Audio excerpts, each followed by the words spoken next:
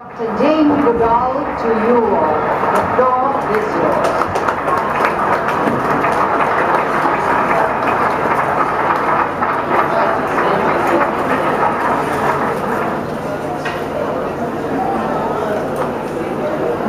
Thank you very much. Muchas gracias a todos. Siempre es muy interesante para mí escuchar estas presentaciones que no comprendo, pero fueron traducidas al inglés, porque a veces creo que siempre es muy agradable escucharlas para los miembros de la audiencia. Comprendo que están escuchando esta conferencia fuera de esta sala por retransmisión, entonces también voy a saludar a aquellos que no están aquí hoy.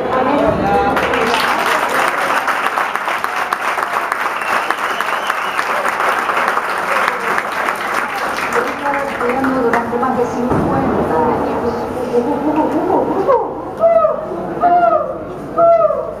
Hola.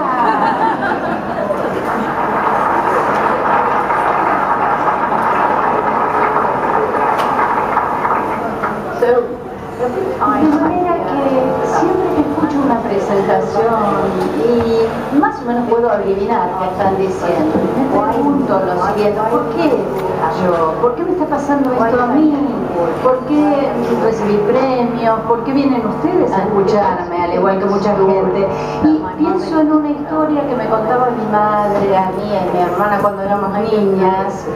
No sé si esa anécdota rige aquí en la Argentina, pero tiene que ver con todos los pájaros que tenían una competencia y decían: ¿quién puede volar más alto?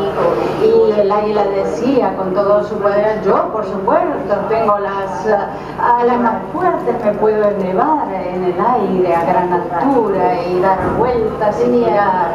Y otros competían, pero a veces ni siquiera el águila puede ir tan alto, pero allí está por encima de los demás, como pasa justamente con nosotros, salvo justamente cuando trata de esconder un pequeño pájaro que también está volando bajo el ala protectora del águila poderosa. Y adoro esa historia porque para mí es muy simbólica cuando pensamos en la vida como un gran esfuerzo de volar cada vez más alto, un poco más alto, para alcanzar aquellos objetivos que se elevan por encima de ese césped que cubre nuestro planeta. Somos como el águila y podemos también proteger a los pájaros más pequeños.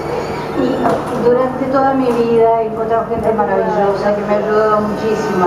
Donde quiera que voy encuentro amigos, donde quiera que llegue, si no tengo amigos me voy de ese lugar luego con muchos amigos. Esto es maravilloso porque es así como nos movemos en la vida.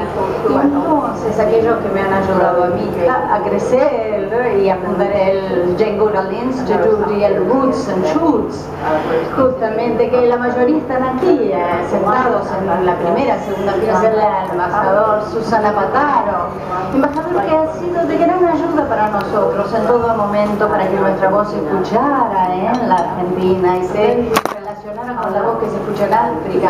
A Paula, Juliana, Laila, Susana, que ha venido conmigo desde los Estados Unidos, pero es argentina y obviamente me ha presentado a este país. Y tengo una voz en español, lamento que no me he reunido con mis traductores, pero quiero encontrarlas después, porque ustedes como intérpretes me están permitiendo llegar a cada uno de los miembros de la audiencia a través de mi voz.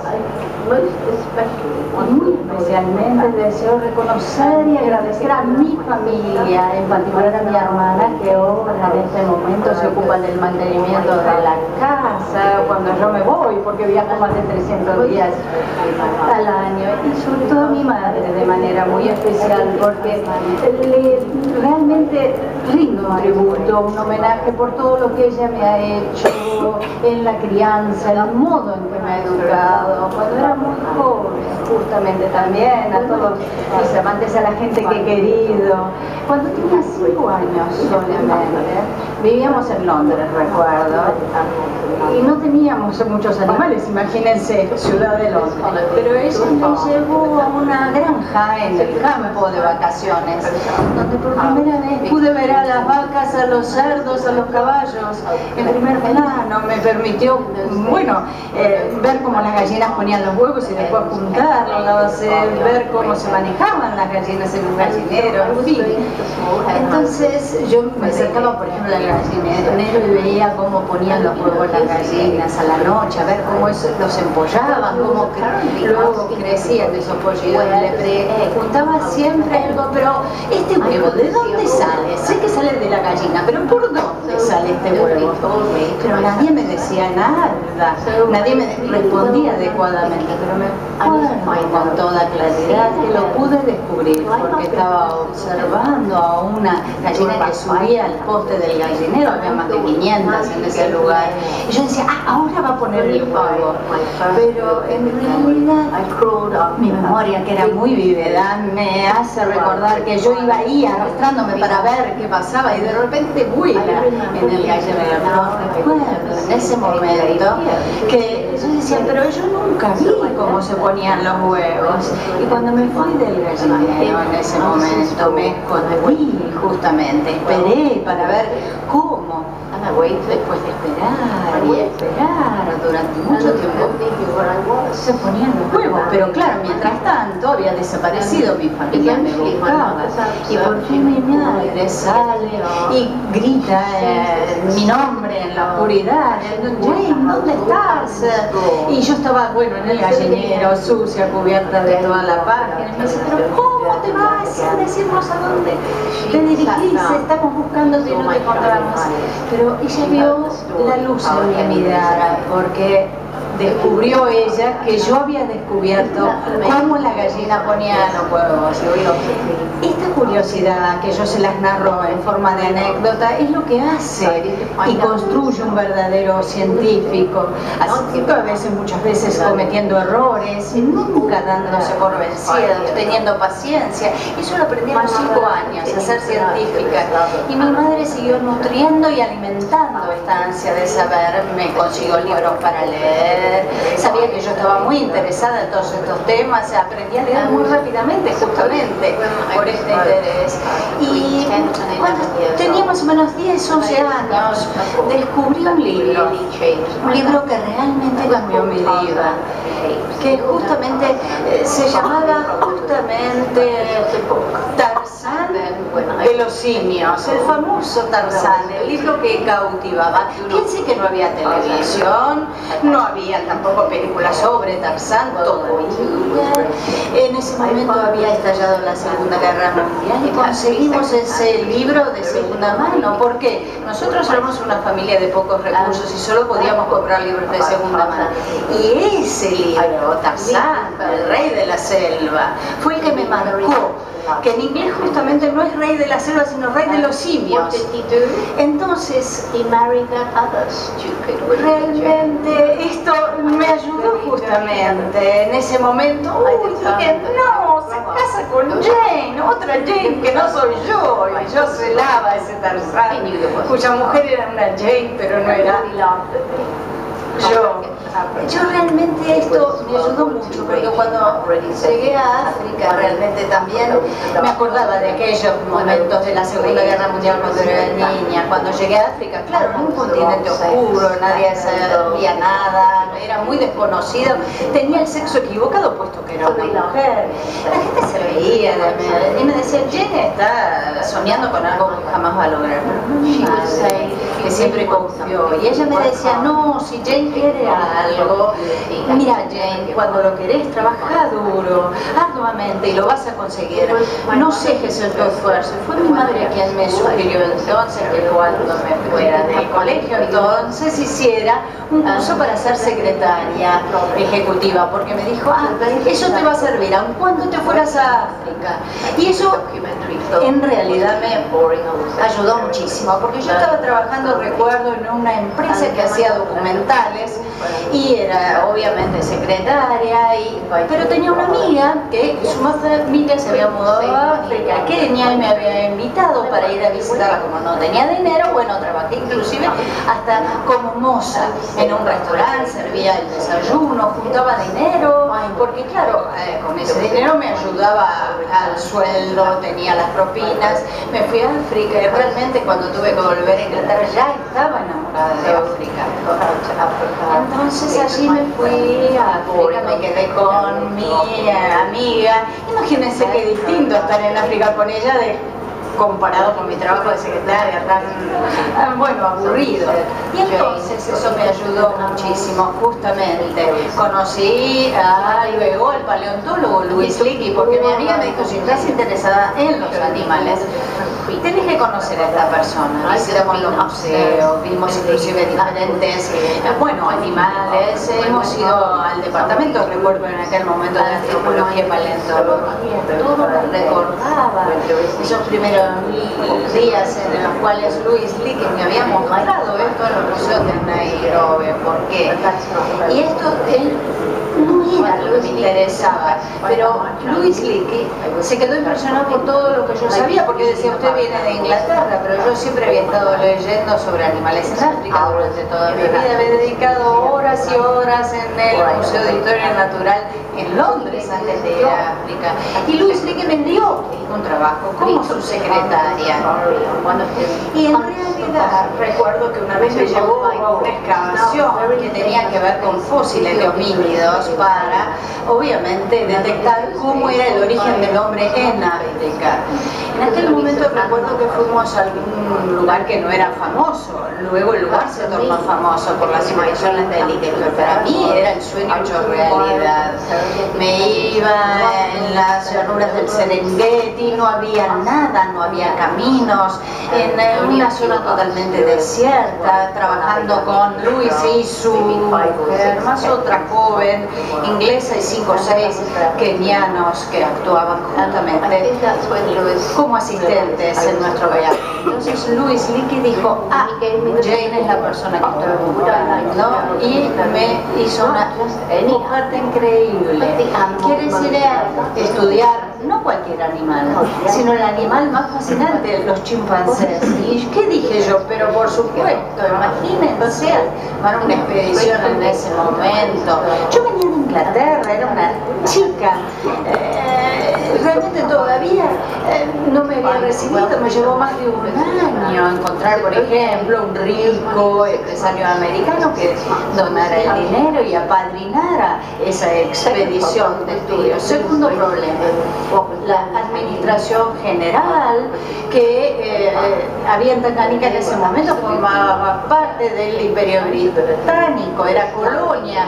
¿Y cómo iban a tomar responsabilidad por una jovencita inglesa allí potencialmente expuesta en una selva inhóspita? Pero no se dejó ni se dio Louis Leakey.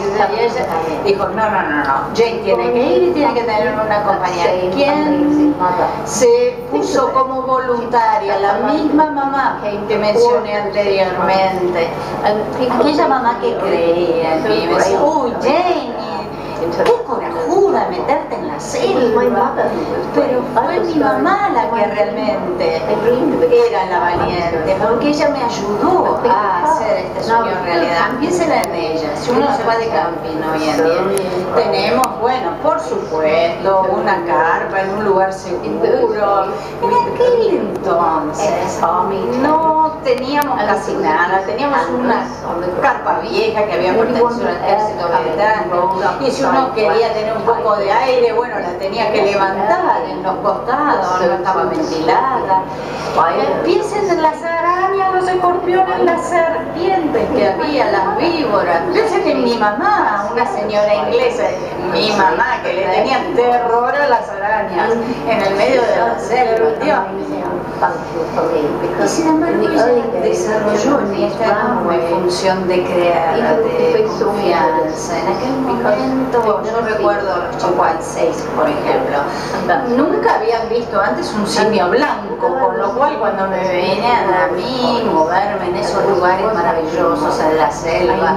Yo lo que sentía es que estaba cumpliendo un sueño, estaba tan entusiasmada. Pero después de los 6 meses decía, ¿qué va a pasar cuando no tengamos más fondos? ¿Cómo va a reaccionar Luis Leakey? Pero finalmente cuando regresé, estaba mi madre y ella me decía, Jane, vas a encontrar mucho más de lo que estás buscando. Estate tranquila, fíjate, observa cómo se comparten los chimpancés, cómo construyen sus propias camas a la noche, con los diferentes elementos que encuentran en la selva. Observa que hay pequeños grupos, mira cómo los grupos interactúan entre sí, por momentos algunos se separan, por momentos se unen. Entonces fue ella la que siempre estuvo levantándome el ánimo, confiando en mí, y eso me permitió lograr observaciones que revolucionaron la ciencia y que para mí siempre las recuerdo con vividez, con entusiasmo, y llegué realmente a lugares increíbles, el pico de montañas, lloviendo, mal clima, mi mamá ya no estaba porque se había ido, y vi un chimpancé que estaba lloviendo, y de repente vi como una mano negra estaba justamente arrancando el césped, y con esa pequeña ramita la estaba pelando, y dije, ¿pero qué es lo que está haciendo? ¿Una herramienta? Sí, estaba construyendo una herramienta, y ese fue el comienzo de la construcción de herramientas que yo pude observar por parte de chimpancés. Hasta ese momento todo el mundo decía lo que distingue a la raza humana es la capacidad de fabricar justamente herramientas. Entonces cuando yo observé esto fue revolucionario. Luis Leakey esto lo reivindicó y apoyó en todo momento, y logró obtener más fondos para apadrinar nuevas experiencias de mi parte en ese lugar. Entonces, a partir de ese momento, comencé a entender realmente de qué se trataba este maravilloso mundo de los chimpancés. Entonces quiero agradecer a los que me ayudaron en ese comienzo. Por ejemplo, David Whitebird, así lo llamé a este chimpancé por el color de su barba, y es el primero que perdió el miedo hacia mí. A veces cuando me acercaba al grupo, los demás estaban listos para irse, pero David Great Bear estaba ahí sentado y nos mirábamos. Yo lo miraba, él me miraba, y él pensaba, bueno, no puede ser tan peligrosa después de todo. Y con el tiempo empezó a perder ese miedo, y de a poco me permitió acercarme cada vez más en ese mundo tan mágico, con el cual tuve el privilegio de ser la primera persona de conocer el mundo de los chimpancés salvajes. Ahora, el año pasado celebramos el 50 aniversario de un estudio continuo de estos animales ininterrumpido. Y si yo analizo estos 50 años, es increíble ver cómo a lo largo de todo este tiempo, todo lo que hemos visto, que demuestra cuánto se parecen a nosotros los chimpancés. Y por supuesto, no solamente que el Parque Nacional de Gombe es un área de estudio, hay otros campos de estudio en África. Y hay muchísimo trabajo que se está haciendo en cautiverio. Y es este trabajo el que nos ha enseñado sobre todas las similitudes en biología que hay entre la estructura del cerebro, que prácticamente es igual que el nuestro, solo que el nuestro es más grande. La sangre y el sistema inmunológico son casi el mismo que el humano. Y vemos que las similitudes en el cuerpo de humanos y chimpancés es lo que nos permite hacer investigaciones médicas. Se utilizan esos cuerpos para probar las medicinas y las vacunas que van a ser utilizadas en humanos. Entonces, la tragedia aquí es que debido a las similitudes en la sangre, en el sistema nervioso y en el cerebro, debido a que los chimpancés como nosotros tienen sentimiento, mente y personalidad, la manera en que fueron y son tratados en investigaciones médicas realmente nos choquea. Y vemos que durante 14 años quizá haya 50 o 60 en cautiverio, solamente porque sus cuerpos se parecen tanto a los nuestros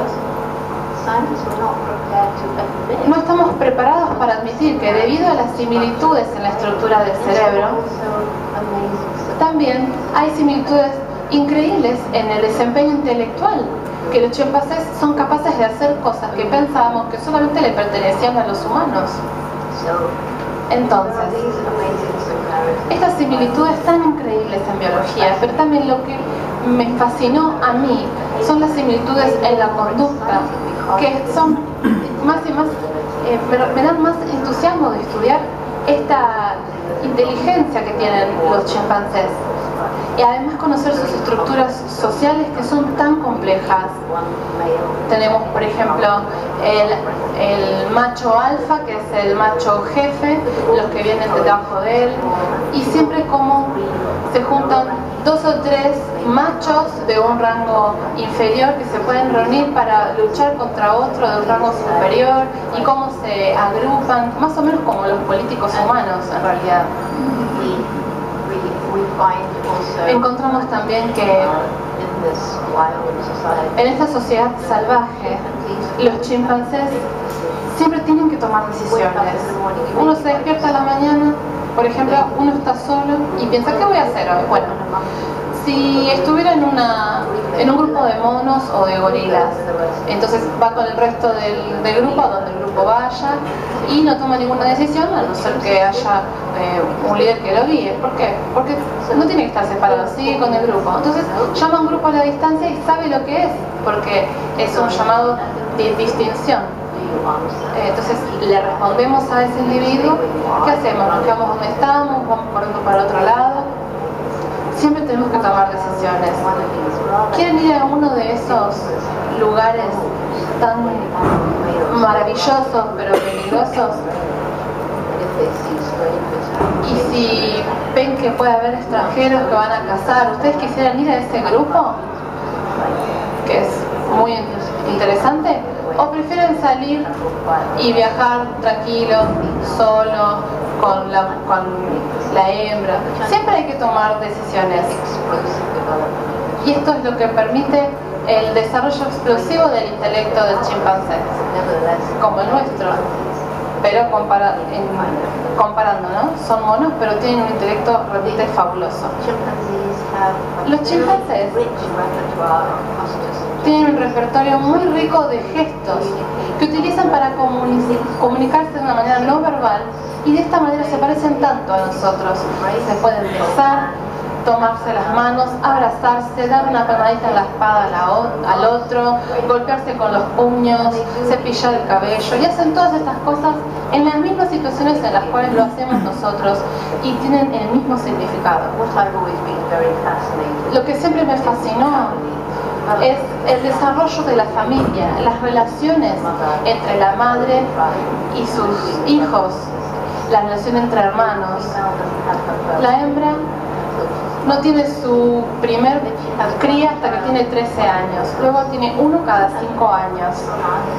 Es diferente a nosotros, porque tenemos 7.000 millones de humanos en el planeta ayer. Es una lástima que no tengamos esa cantidad de chimpancés, ¿no? Uno cada 5 años, es poco. Pero ahora crecen en la selva y viven en armonía con su medio ambiente, pero no están poblando tanto su ambiente como nosotros. Pero volviendo a la situación de la madre con su cría, cuando tiene el segundo, el primero tiene 5 años de edad. Esa cría está muy apegada sentimentalmente a su madre, pero en ese momento su madre lo empieza a dejar algunos días, algunas horas, pero luego se reúne nuevamente con su hijo. Entonces vemos la relación entre la madre y la cría que se acerca, y también la relación entre hermanos y hermanas. Vemos lo mismo, la madre que tiene el primer hijo, y luego el mayor va a pasar más tiempo con su madre a lo largo de la vida. Viendo el desarrollo de estas relaciones, para mí fue fascinante, quizás porque en la sociedad de los chimpancés, como la de los seres humanos, hay buenas madres y malas madres.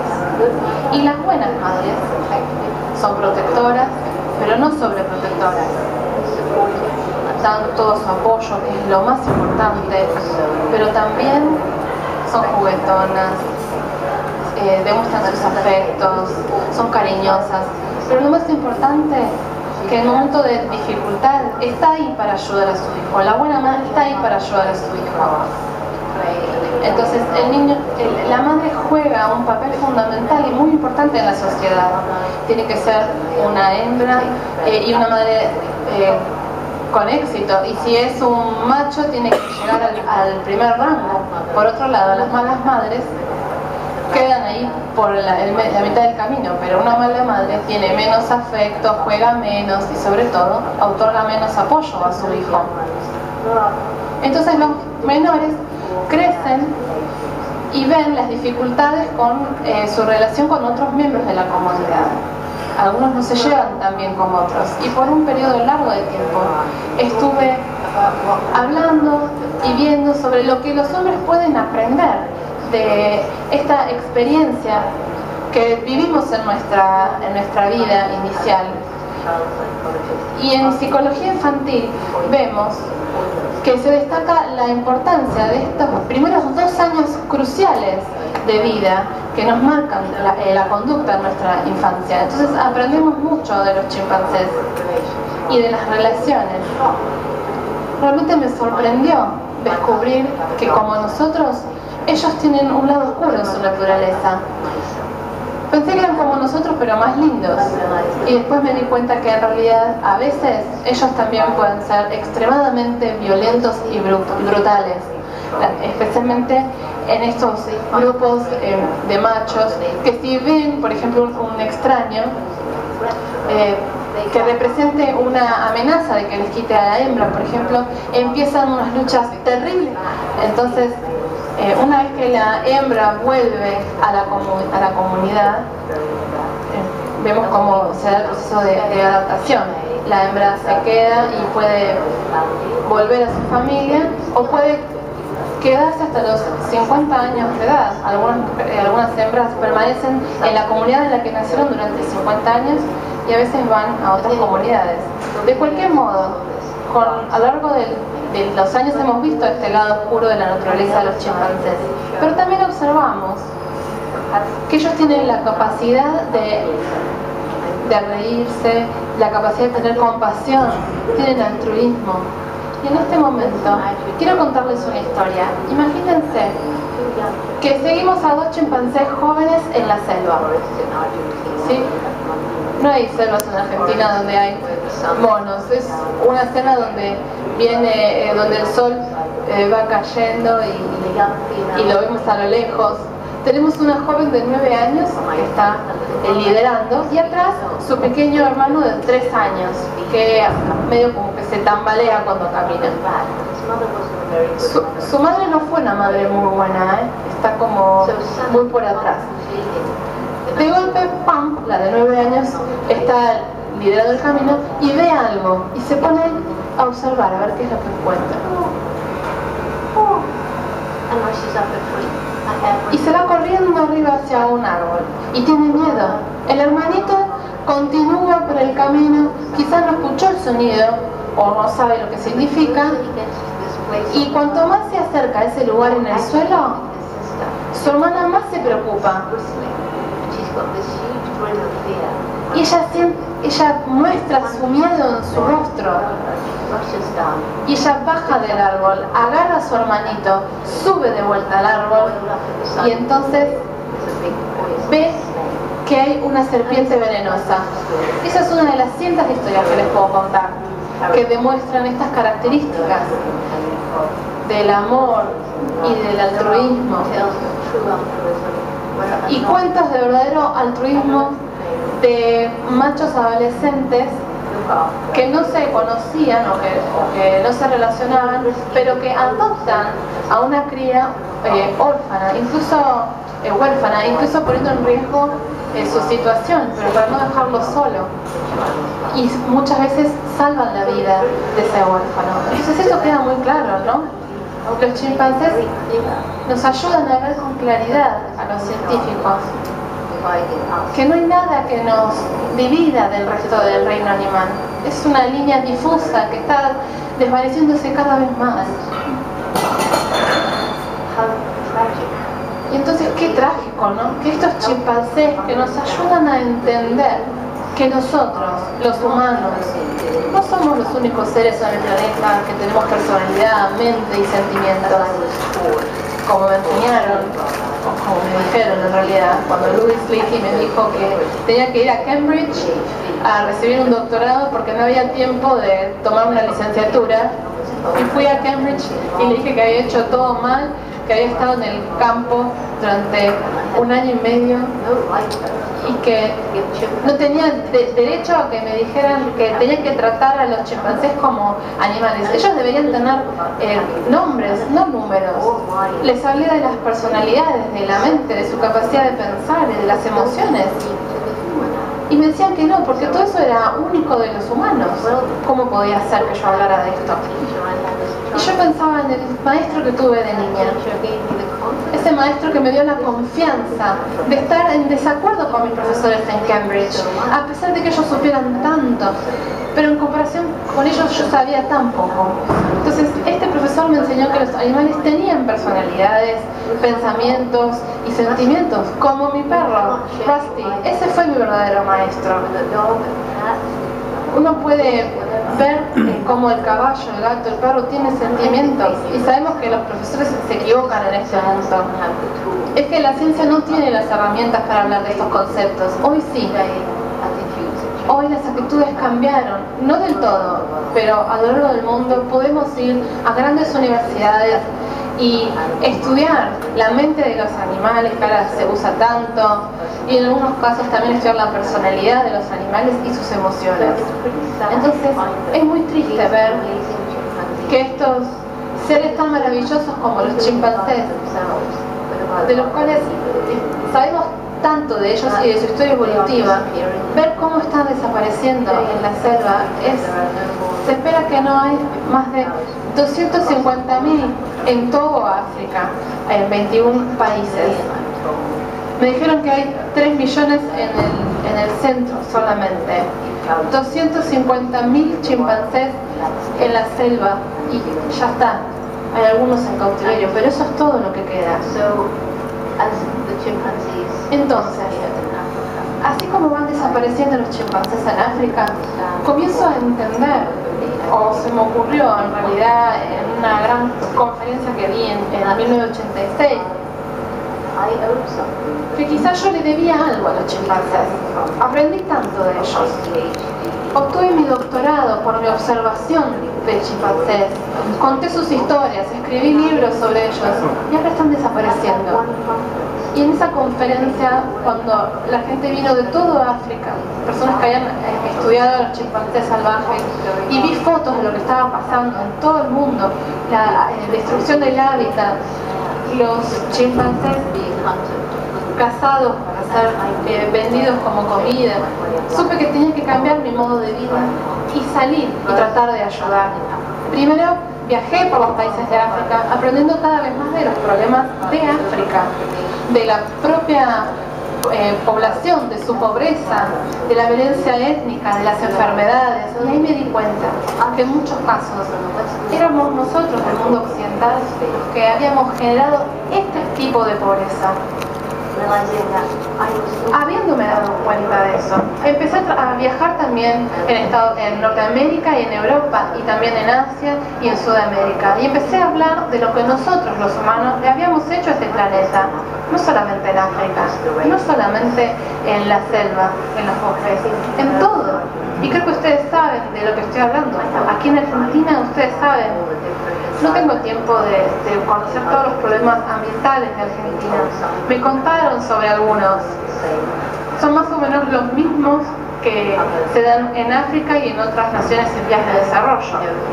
Y también sé que aquí ustedes tienen uno de los grandes problemas de las minas abiertas y la deforestación en los desiertos, la utilización del suelo en la pampa, que puede generar la remoción masiva del suelo y del viento, y todo esto que también afectó a los Estados Unidos y a China.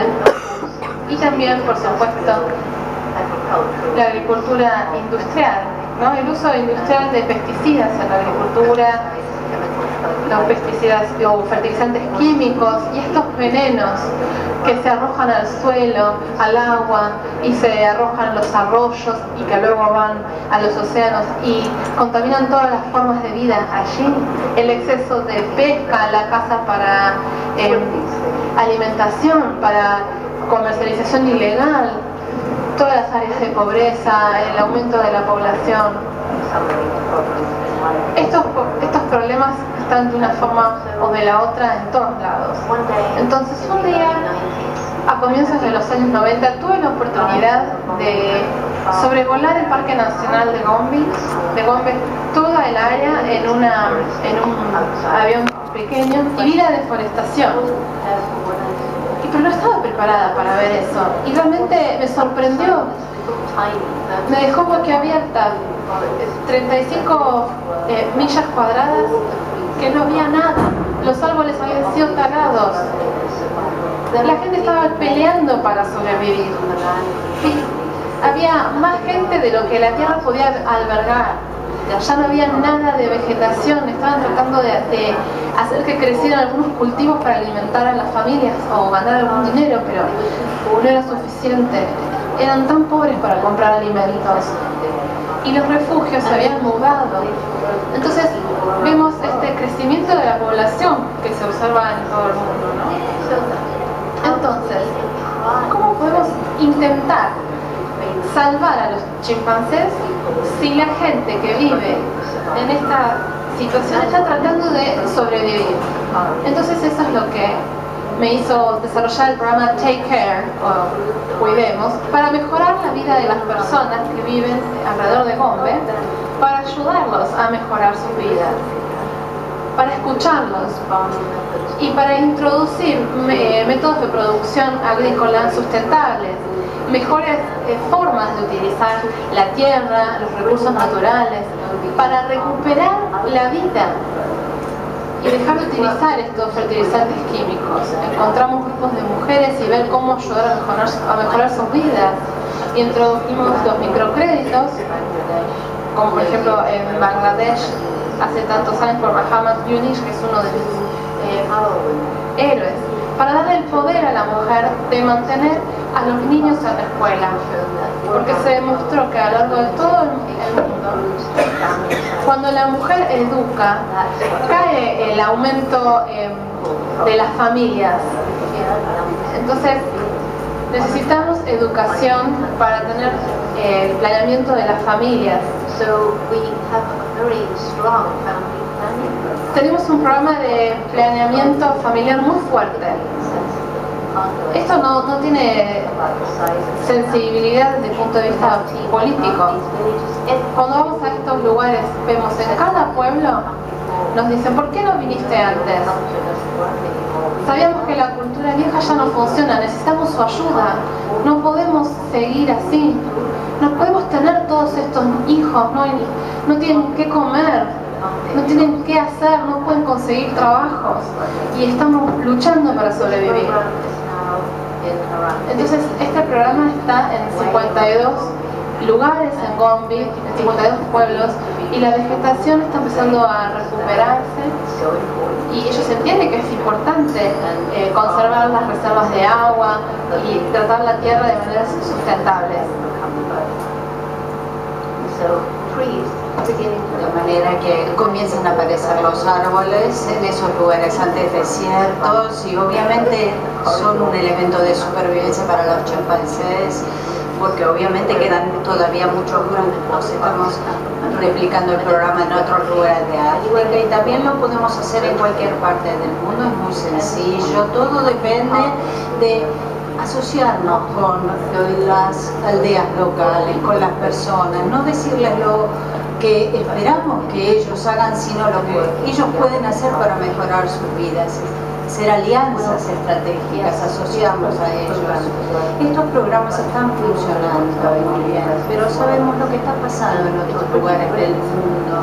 Es un panorama triste lo que estamos viendo en este momento, cómo estamos afectando al planeta, cuántos problemas hay en la Argentina y todavía son mucho peores en otros lugares. Lo que acabo de descubrir en Gombe pasa en muchísimos otros lugares de nuestro planeta. Entonces, no nos sorprende que mientras estoy yo ahora hablando de estos temas, hay tantos jóvenes aquí presentes como ustedes, estudiantes que me escuchan, y también estudiantes de escuelas secundarias jóvenes que entran por primera vez en la fuerza laboral, que han perdido muchas veces esperanzas, están deprimidos, algunos otros enojados, y otros sinceramente piensan que a nadie interesa lo que ellos están haciendo. ¿Qué podemos hacer entonces nosotros por ellos? Y cuando yo pienso cómo hemos dañado a este planeta, teniendo en cuenta esos niños tan pequeños, donde veo en ellos inclusive miradas de desesperación, estamos comprometiendo el futuro de estos jóvenes, estos niños, y sin embargo todavía no es tarde. Llegará un momento, y no creo que falte mucho, para poder revertir esta situación. Espero que no sea tarde. Francamente todavía no llegamos a este punto, pero ya se los voy a decir en unos minutos. Tenemos que aumentar la conciencia de que hay muchas personas que están atravesando situaciones muy difíciles y los jóvenes pierden la esperanza. Entonces, ¿qué nos queda al resto? También me doy cuenta de que no vale que dedique mi vida a salvar la vida de los chimpancés salvajes en la selva, si no puedo lograr que esos jóvenes tengan mejores oportunidades de trabajo, que esas oportunidades sean mejores de las que tuvimos nosotros, mi generación. Hoy en día, en mi programa, que acaba de comenzar en la Argentina, tenemos 11 o 15 grupos, no sé exactamente el número, está creciendo, y espero que cuando me vaya de esta universidad muchos de ustedes hayan decidido unirse a nosotros. Comencé con estudiantes secundarios en Tanzania, sentada en el patio de mi casa, porque estaba muy enojada con el gobierno, que no estaba realmente censurando las leyes adecuadas de protección del medio ambiente. En aquel momento ni siquiera había educación en Tanzania en materia de protección del medio ambiente. Y yo dije, yo tengo que hacer algo para que cambie el gobierno, para interactuar con los diferentes grupos de interés. Yo soy extranjera, pero hablé con la gente, con los africanos, de alguna manera diciéndoles, ¿qué van a hacer ustedes? ¿Cómo se van a poner en contacto para cambiar esta mentalidad? Y surgieron ideas muy interesantes. Al principio, Roots and Shoots era una asociación de jóvenes que formulaban proyectos, en general en 3 líneas principales de desarrollo para ayudar a las personas, a los animales, incluidos los domésticos, y también el medio ambiente, que obviamente todos compartimos. Y así comenzamos de manera muy simple. ¿Y por qué se llaman Roots and Shoots? Raíces y brotes. Piensen en un árbol. Todos ustedes tienen algún árbol favorito. Yo pienso, por ejemplo, en el abedul, que era mi árbol favorito, me subí a él. ¿Cómo se origina un árbol? A partir de una pequeña semilla, va sacando brotes, y uno dice, acá en la palma de mi mano, en esta semilla que está brotando, tengo el árbol. Pero ahora es sumamente débil. Sin embargo, hay magia, poder, fuerza de vida en esa simiente, porque esa pequeña raíz, la simiente, se va abriendo en pequeños brotes, la plantamos, va entrando en la tierra, creciendo, hasta que va creciendo también ese pequeño tallo incipiente, se abren las hojas, se alimentan de la luz del medio ambiente. ¿Cuántos dolores le hemos infligido al planeta? Roots and Shoots habla de la esperanza de cientos y cientos de miles de jóvenes en todas partes del mundo que van a poder lograr superar esta barrera, hacer de este planeta un mundo mejor. Hace poco, el año pasado, cumplimos nuestro aniversario número 20. Nos hemos expandido, crecido, estamos en 120 países. En este momento, en algunos países somos muy pequeños, pero cada vez concitamos mayor atención, recuperamos más fuentes que estaban olvidadas, invitamos a más personas, comprometemos la acción de universidades que son muy activas en la conformación de grupos. Como yo les decía, cientos de miles de jóvenes, inclusive en China tenemos 800 grupos, a veces escuelas enteras que se asocian a nuestro instituto. La mayoría de las universidades tiene grupos Roots and Shoots. En los Estados Unidos, en cada estado que conforma la Unión tenemos presencia, 500 centros en el Reino Unido, por supuesto en Tanzania, aquí, allá y acullá, en todas partes. Jóvenes que cada vez más están marcando la diferencia, esos jóvenes que sí pueden hacer la diferencia, que la marcan todos los días con los proyectos que eligen, son sumamente imaginativos, eligen ese proyecto por voluntad propia. Nosotros no le decimos lo que tienen que hacer, simplemente le damos la oportunidad de incorporarse en proyectos que cubren todo el globo. Por ejemplo, plantar árboles, que justamente nosotros hicimos nuestros primeros intentos en Canadá para hablar de un juego de palabras que ella acaba de mencionar en inglés, relief y release, para aliviar y liberar, release, el nuevo proyecto. Entonces aquí estamos con cientos de miles de grupos de Roots and Shoots. Seleccionamos a los jóvenes que son particularmente activos, que tienen gran energía, que participan, que se pueden transformar en líderes. Además, hacemos que ellos sean los encargados de presentar los problemas en los colegios, que tengan entrevistas personales, que de alguna manera sean aquellos que ejercen la función de liderazgo, que comunican los programas, que despiertan el interés. Y esto está creciendo y creciendo cada vez más como un gran movimiento, una fuerza indetenible, construyendo una masa crítica de jóvenes con diferentes pensamientos, pero todos ellos focalizados en un mismo interés. Tenemos jóvenes, padres, abuelos, nietos, gente que llega a comprender que no solamente el dinero lo necesitamos realmente porque queremos vivir con ese dinero, sino que el dinero nos tiene que permitir vivir mejor, y comprometemos profesores, maestras, doctores, abogados, legisladores. Es así como estamos trabajando para ver que se marque esta diferencia, movilizar la mentalidad de los políticos, operar cambios, porque bueno, los políticos tienen un trabajo, ser reelegidos. Entonces, cuando quieren ser duros con cuestiones ambientales, sociales, ellos dicen, bueno, ahora hay tiempos de recesión, ¿qué pasa con el dinero? No llega a nuestros bolsillos. Ellos, claro, no van a defender los ideales, los políticos, cuando las situaciones sean difíciles. Entonces, una vez más, esta tarea pertenece a nosotros mismos, apoyar a los políticos que quieren operar estos cambios y cambiar la mentalidad de aquellos que todavía no lo han hecho. Y eso es el trabajo de Roots and Shoots, continuar con el esfuerzo. Aquí estamos con esta masa crítica que crece cada vez más. No llegamos todavía al objetivo final. Y la pregunta que siempre me hacen cuando viajo de diferentes partes, Jane, ¿crees que hay esperanza? Fíjate cómo decreció el número de chimpancés, desaparecen las selvas tropicales, aumenta la pobreza, hay superpoblación en los campos de refugiados. Hay un futuro, hay esperanza para ese futuro.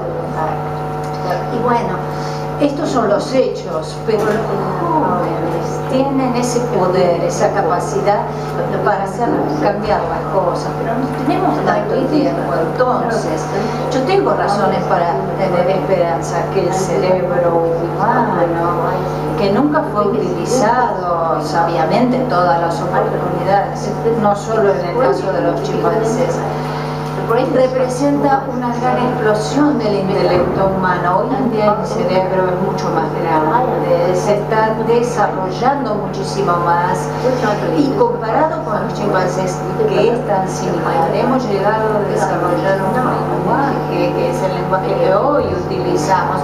Ustedes me escuchan en español y sin embargo yo hablo en inglés, pero entre nosotros les puedo hablar de cosas y lugares donde ustedes nunca estuvieron, que ustedes no conocen. Podemos hablar, conversar, sentarnos, compartir ideas, desarrollar planes, todo ello justamente es posible porque nuestro intelecto se ha desarrollado de manera peculiar. Y no es esto peculiar que el ser humano como criatura humana con un intelecto que crece esté destruyendo justamente la causa de su propia esperanza, pero nuestros cerebros son extra duros y extra fuertes cuando tienen que analizar y entender todo lo que ha pasado durante la historia, y hoy en día hay una mayor percepción, una toma de conciencia mayor en el mundo de que algo hay que hacer antes de que sea tarde, poniendo toda la energía, el esfuerzo.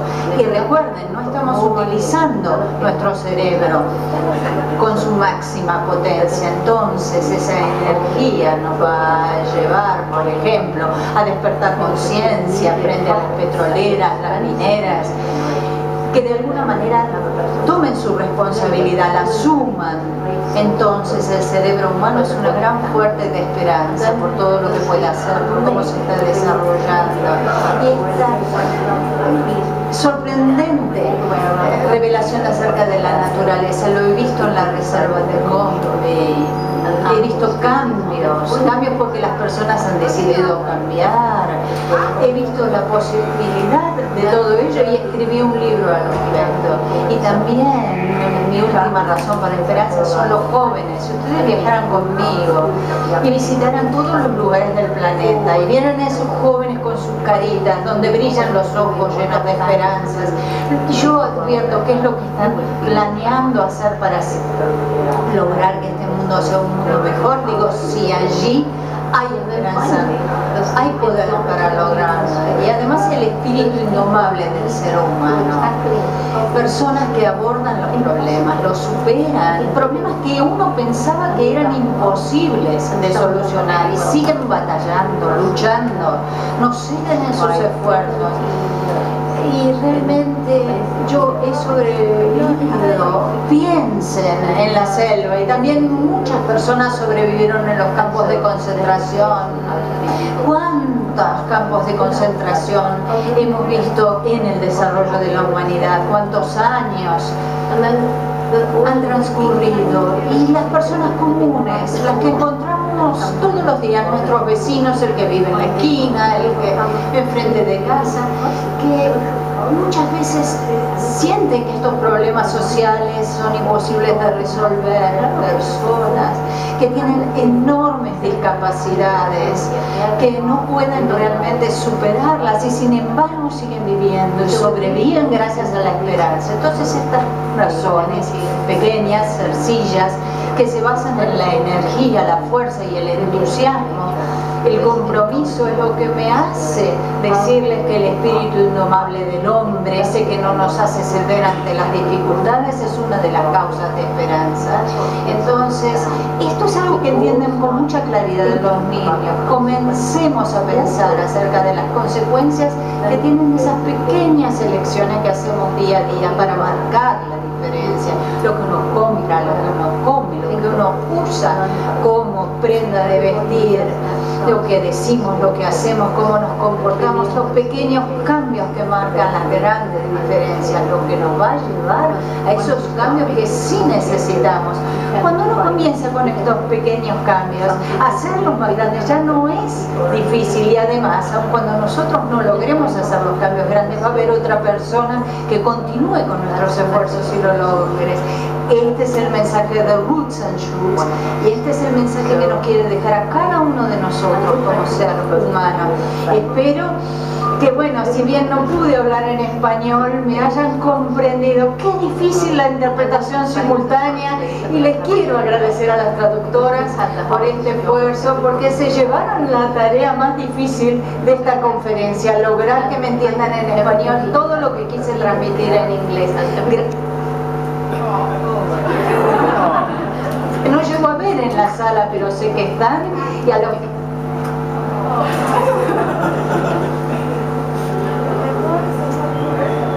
Personas que hicieron los arreglos necesarios para